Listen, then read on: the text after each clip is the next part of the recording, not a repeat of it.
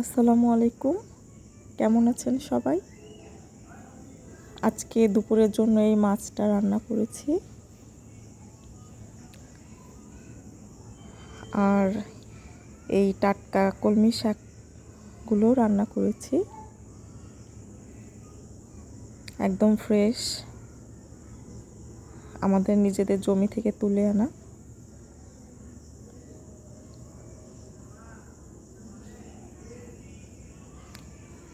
আর সাথে ছিল এই পটল ভাজা।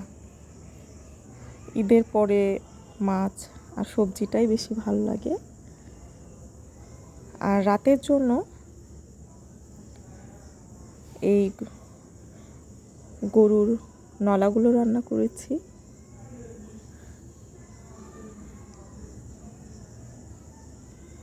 একটু ঝাল ঝাল করে রান্না করেছি।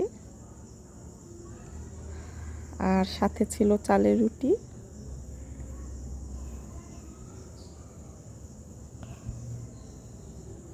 আর একদম শেষে এই আম। আল্লাহ হাফেজ।